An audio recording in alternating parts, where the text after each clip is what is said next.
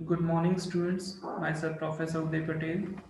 Today we study about practical aspects of reactive power flow problems leading to voltage collapse in extra high voltage lines. Now, जो अभी हम बात करने वाले हैं वो किसके लिए है? Particularly extra high voltage transmission line के बारे में है। ओके, यानी कि ओवरहेड एक्स्ट्रा हाई वोल्टेज जो ट्रांसमिशन लाइन होती है तो उसके बारे में है। ठीक है। अब प्रैक्टिकली रिएक्टिव पावर फ्लो की वजह से आपका वोल्टेज कॉलेप्स कैसे होता है extra high voltage transmission line के बारे में, extra high voltage transmission line के अंदर वो हम डिस्कशन करेंगे। ओके, अब उसके लिए कुछ अफेक्टिंग फैक्टर्स। ओके, कि चलो अगर आपका रिएक्टिव पावर फ्लो हो रहा है ट्रांसमिशन लाइन के अंदर और उसके अंदर कुछ भी इश्यू होता है, कुछ भी डिस्टरबेंस आता है, कुछ भी प्रॉब्लम्स होती है, तो उसमें वोल्टेज कोलैप्स कैसे होता है। ओके, लाइक यहाँ पे कुछ फैक्टर्स नोट डाउन किए गए हैं 1 to 5 में। ओके, तो उसका हम थोड़ा सा ब्रीफली डिस्कशन करेंगे। फर्स्ट है आपका लॉन्ग ट्रांसमिशन। ध्यान से सुनना। ओके, यहाँ पे हम काफ़ी डिटेल में एज वेल एज थोड़ा सा कॉन्सेप्चुअली ही बात करेंगे। Okay, sorry, briefly and conceptually ही बात करेंगे, डिटेल में इतना ज़्यादा नहीं। Now, first है long transmission line. Okay, we have three types of transmission line: short transmission line, medium transmission line, long transmission line. Okay, we discuss about only long transmission line. Okay, also we compare the medium transmission line as well as short transmission line with respect to long transmission line. Okay, what happen in long transmission line actually, कि जो भी आपका voltage uncontrol बस होता है, okay, उसमें आपका क्या होता है कि voltage uncontrol bus at receiving end side. Okay, कि जो भी आपका वोल्टेज होता है, ओके, वो अनकंट्रोल होता है। Okay, receiving end side. तो उससे होगा क्या कि जो भी आपका वोल्टेज होगा, ओके, उसमें आपका क्या होगा कि लाइटली लोडेड कंडीशन में as well as heavy loaded condition में आपका क्या होगा, वोल्टेज आपका आप कंट्रोल नहीं कर सकते लॉन्ग ट्रांसमिशन लाइन में रिसीविंग एंड साइड। ऐसा क्यों होता है? ओके, फर्स्ट ऑफ ऑल तो अगर हम बात करते हैं कि वोल्टेज का लाइटली लोडेड कंडीशन में होगा क्या, कि लाइटली लोडेड कंडीशन में होगा क्या कि जो भी आपका मेनली लाइटली लोडेड कंडीशन में रिसीविंग एंड साइड का जो भी वोल्टेज होता है वो इंक्रीज हो जाएगा, और हैवीली लोडेड कंडीशन में आपका क्या होगा कि रिसीविंग एंड साइड जो भी आपका वोल्टेज होगा वो आपका वोल्टेज क्या हो जाएगा, कम हो जाएगा। तो वो मेन इश्यू है लॉन्ग ट्रांसमिशन लाइन में। लेकिन अगर आप मीडियम ट्रांसमिशन लाइन के बारे में बात करते हो या शॉर्ट ट्रांसमिशन लाइन के बारे में बात करते हो तो उसमें इतना ज़्यादा इश्यू नहीं होता। ओके, आप इजीली वोल्टेज को वहाँ पे कंट्रोल कर सकते हैं। ओके, लेकिन लॉन्ग ट्रांसमिशन लाइन में आपका क्या होता है, ये सारे इश्यू होते हैं कि आपका लाइटली लोडेड कंडीशन में जब आपका लोड काफ़ी कम है तो आपका रिसीविंग एंड साइड का वोल्टेज आपका इंक्रीज हो जाएगा। ओके, ऑब्वियस है। ओके, आपका वोल्टेज इंक्रीज ही होने वाला है क्योंकि आपका जो डिमांड साइड है वहाँ पे आपका लोड ही नहीं है। तो इनडायरेक्टली क्या होगा कि जितना आप पावर सप्लाई कर रहे हो, जितना आप वोल्टेज भेज रहे हो, ओके, वो एज वेल एज आपका जो भी संट कैपेसिटर्स है, ओके, वो अपना एनर्जी डिस्ट्रीब्यूट करेगा। तो इनडायरेक्टली आपका पावर सप्लाई जितना हो रहा है उससे ज़्यादा इंक्रीज हो जाएगा, और हैवीली लोडेड कंडीशन में आपका उसका उल्टा होगा, वोल्टेज आपका डिक्रीज हो जाएगा। ओके, सेकंड की बात करते हैं कि हाई वोल्टेज प्रॉब्लम। ओके, वो फर्स्ट जो भी आपका पॉइंट है, point number 1 long transmission line. Okay, उसमें जो इशू आ रहा है वही का वही सेम इशू आपका क्या होगा, हाई वोल्टेज प्रॉब्लम के रूप में आएगा। ओके, कैसे कि अगर आपका लोड कम है तो आपका क्या होगा, वोल्टेज काफ़ी ज़्यादा हो जाएगा। ओके, तो उसको हाई वोल्टेज प्रॉब्लम बोला जाता है। ओके, काफ़ी सारी बार आपने फेरेंटी इफेक्ट का नेम सुना होगा। फेरेंटी इफेक्ट क्या होता है कि लाइटली वोल्टेज कंडीशन में आपका सप्लाई वोल्टेज से आपका डिमांड वोल्टेज ज़्यादा हो जाता है, तो उसको आप फेरेंटी इफेक्ट बोलते हो। Okay, as well as we called as high voltage problem. Okay. Third है रेडियल ट्रांसमिशन लाइन, जो wait minute, radial transmission line क्या कि आपकी पैरेलल लाइन जो भी आपकी होती है ना, ओके, उसको रेडियल ट्रांसमिशन लाइन बोला जाता है। Okay, extra high voltage line के बारे में ही हम बात कर रहे हैं। ओके, उसमें रेडियल सिस्टम या रेडियल ट्रांसमिशन लाइन क्या है, पैरेलल लाइंस को आप रेडियल ट्रांसमिशन लाइन बोल सकते हो। अगर ओके इन केस एक ट्रांसमिशन लाइन आपकी क्या होगी, मेंटेनेंस में आपने रख दी, या फिर क्या हुआ कि आपका वो लाइन कट हो गया, ओके, डिस्टरबेंस की वजह से आपका सर्किट ब्रेकर उसमें ओपन हो गया और ये लाइन चली गई। ओके, बाकी की दो लाइन बची। तो उस कंडीशन में क्या होगा कि ट्रांसमिशन लाइन का जो भी रिएक्टेंस एक्स है, ओके, वो क्या हो जाएगा, ज़्यादा हो जाएगा।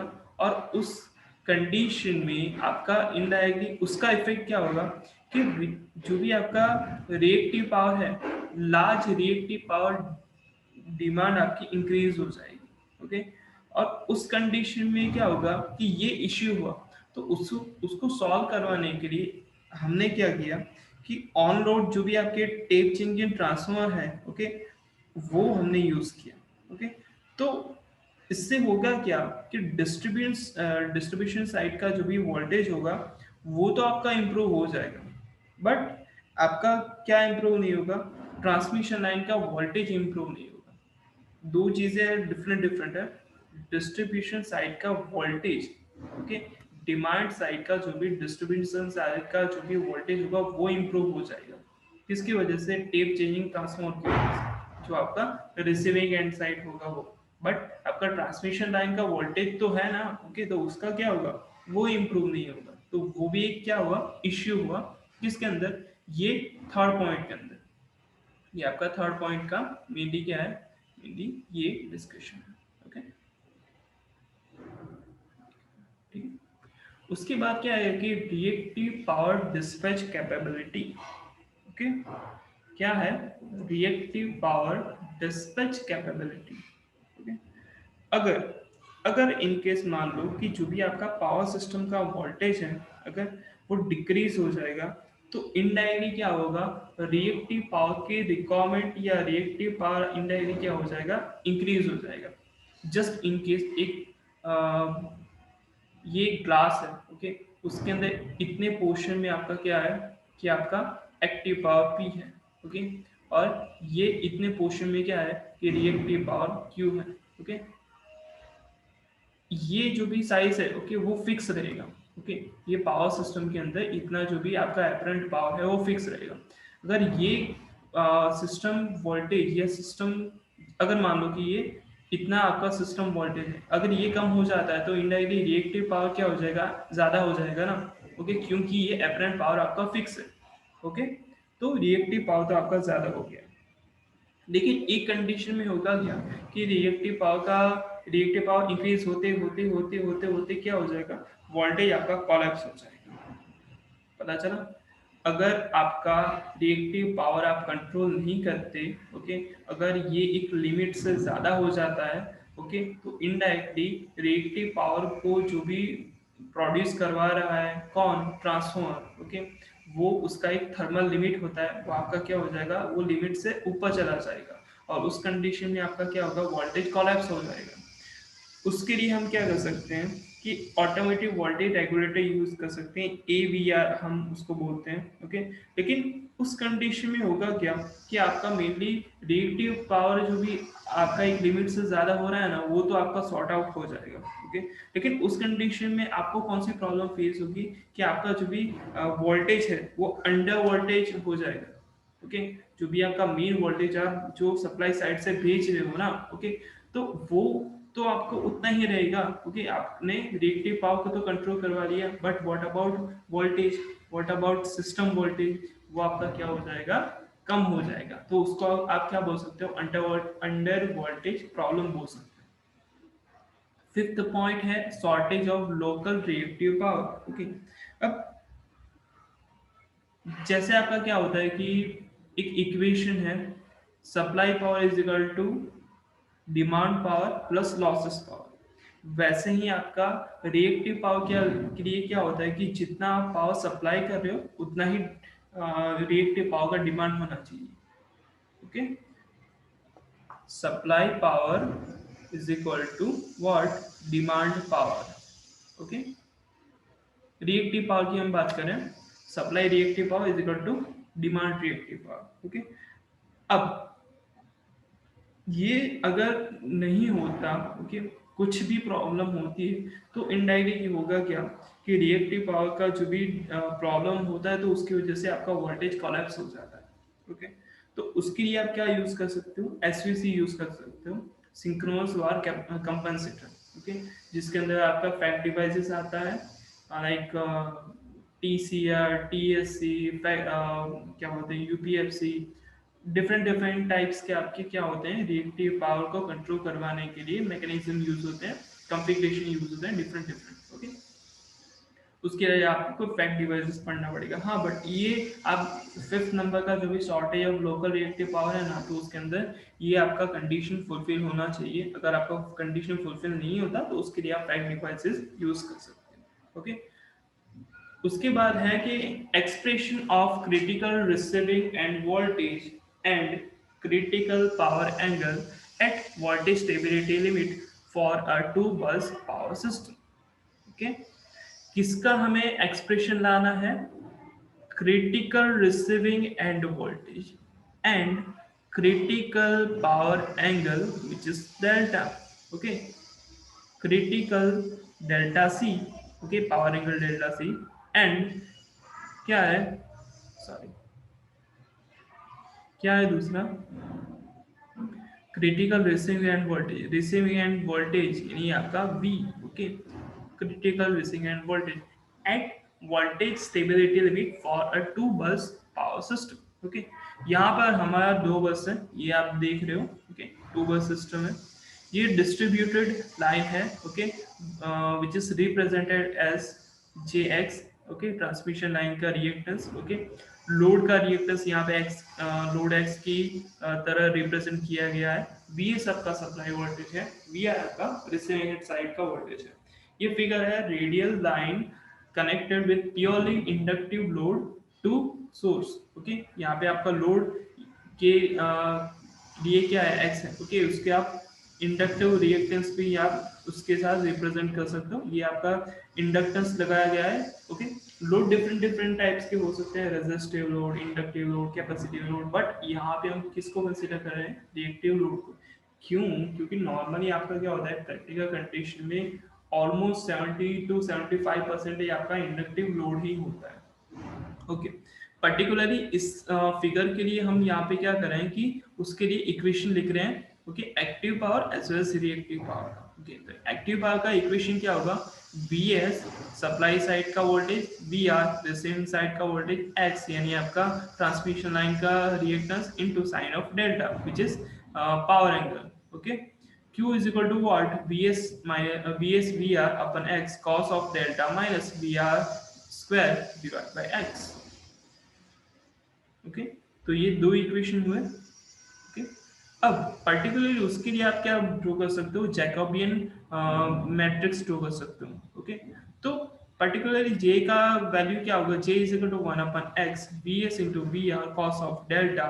Okay, Vs sine of delta, V minus of Vs into V R sine of delta, उसके बाद minus of 2 VR plus Vs cos of delta. Okay, तो अब उसके ऊपर से हम क्या निकाल सकते हैं, okay, V S square into V R cos square delta minus 2 VS V R square cos of delta plus V S square V R sine square of delta is equal to 0। Okay, यहाँ पे direct क्या लिया गया है कि determinant लिया गया है इस मैट्रिक्स का। ओके, सो हम सिंप्लीफिकेशन करेंगे तो हमें क्या मिलेगा, देखो यहाँ पे वी एस वी आर सभी जगह कॉमन आपको दिख रहा है, तो V S and V R हम यहाँ पे कॉमन निकाल देते हैं, या फिर देखो यहाँ पे वी एस स्क्वायर है यहाँ पे।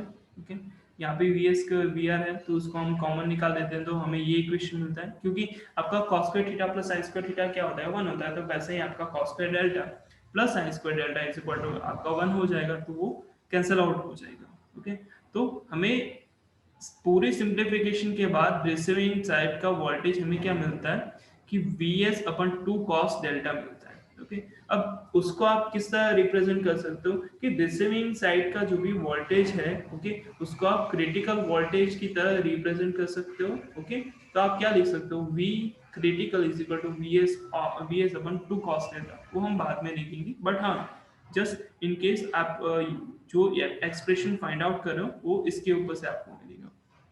Now, from power angle, Q is equal to P tan theta. Okay, जो भी आपका पावर एंगल होता है ना उसके ऊपर से ये एक्सप्रेशन लिखा गया है theta, okay, S P Q. Okay, उसके ऊपर से ये आपका इक्वेशन आएगा। नाउ अब पर्टिकुलरली आपके पास जो भी आपका P का वैल्यू है, ओके, P के आपके पास वैल्यू है ये, okay, V S into V R divide by X sine of delta, तो आप इक्वेशन के अंदर ये वैल्यू यहाँ पे लिख सकते हो। ओके, सो उसके बाद आप क्या होगा कि हम इक्वेशन को कंपैरिजन कर रहे हैं। Okay, V S into V R upon X into cos of delta minus V R square upon X. Okay, ये किसका इक्वेशन है, रिएक्टिव पावर का। ओके, कहाँ से हमने इक्वेशन लिया है, देखिए यहाँ से इक्वेशन ले लिया।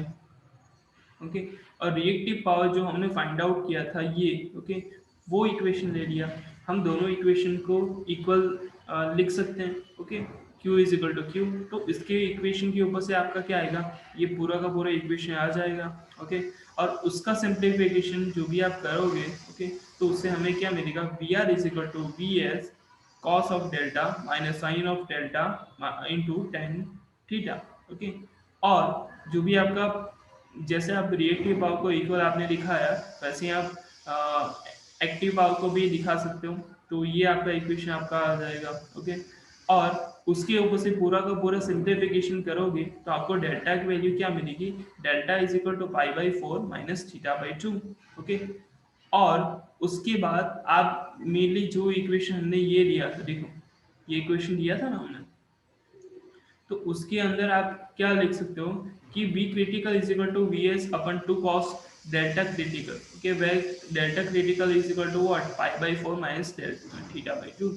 At unity power factor we get delta critical is equal to 45 degree and V critical is equal to 0.707 per unit। Okay, per unit किसके लिए दिया गया है, क्योंकि हम नॉर्मली सिंप्लीफिकेशन जो करते हैं ना, कि उसके अंदर आपके पावर सिस्टम के अंदर डिफरेंट डिफरेंट आपके यूनिट्स आते हैं, लाइक वोल्टेज हो गया, एम्पियर हो गया, वॉट हो गया, तो उसके लिए हमने पर यूनिट सिस्टम का यूज किया। ओके, तो हम क्रिटिकल वैल्यू को पर यूनिट के अंदर हम डिनोट कर रहे हैं।